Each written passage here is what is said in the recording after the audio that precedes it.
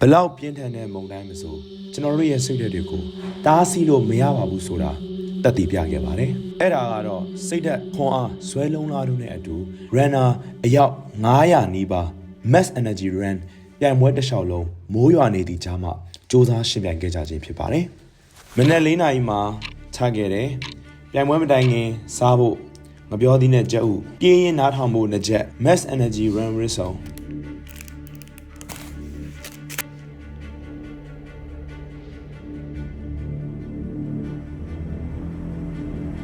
9နိုင်ခွဲဖြစ်နေတဲ့အတွက်မုံမလင်းသေးပဲ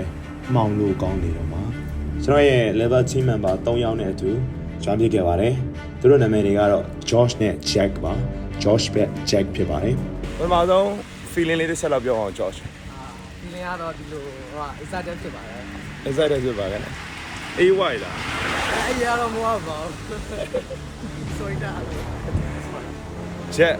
ဒါ Jack က first time မဟုတ်နော်ဒါဘယ်နှပွဲမြောက်လဲပြောပါတယ်ဒီကဘယ်နှပွဲမြောက်လဲတတိယပွဲပါတတိယပွဲ okay ဆိုပြေးတဲ့အချိန်မှာဟိုအပြေးသမားဆက်စားလာတဲ့အပြေးသမားတွေအတွက်ဆိုရင်အားကြံပေးခြင်း trainer တယောက်လို့ကျော်ဒီစားလေး short ပေးပါ okay ပြီးတော့ training ပြီးတော့ PPG နဲ့ပုံမှန်တွေနဲ့ okay သွားလို့ရတယ်ပေါ့နော် okay thank you ပါဒီချိန်ကတော့ကျွန်တော်တို့အကုန်လုံးလူစုတဲ့အချိန်ပေါ့နော်မနက်6နာရီကိုကျွန်တော်တို့တာထွက်မှာဖြစ်တဲ့အတွက်ကြောင့်ကျွန်တော်တို့9နာရီစပြီးတော့9နာရီကနေ6နာရီကြာတဲ့လူစုတဲ့အချိန်ဖြစ်ပါတယ် mass energy run မှာ5 km 10 km ဆိုပြီးတော့ရွေးချယ်စရာ2ခုရှိပါတယ်ကျွန်တော်ကတော့10 km ကိုပဲရွေးချယ်ခဲ့ပါတယ်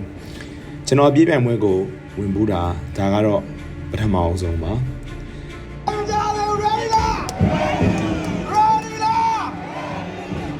10 km ဘာကြောင့်ရွေးချယ်ခဲ့ရလဲဆိုတာအချက်တစ်ချက်ရှိပါတယ်နံပါတ်1ချက်ကိုယ့်ရဲ့စိတ်ကို challenge လုပ်ဖို့တေးကြတယ်တနားရီလုံးတောက်လျှောက်ပြေးရမှာပြေးရမှာဖြစ်တယ်ခန္ဓာကိုပြောင်းဖို့မပြောင်းဖို့ထက်ကိုယ့်ရဲ့ mentality ကိုစိန်ခေါ်ခြင်းတဲ့သဘောကြောင့်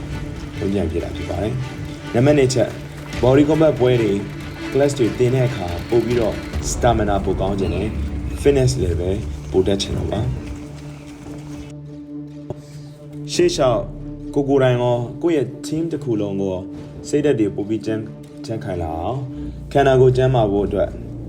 အပတ်စဉ် member တွေနဲ့ဂျင်းဒီမှာရှိတဲ့ member တွေနဲ့ကျွန်တော်ရဲ့ team က instructor trainer တွေနဲ့အတူအပတ်စဉ် running training တွေလုပ်ပြီးတော့အခုလိုမျိုးပြိုင်ပွဲမျိုးတွေမှာဝင်ရောက်ရှင်ပြိုင်တော့ပါအောင်မယ် Stay with the fight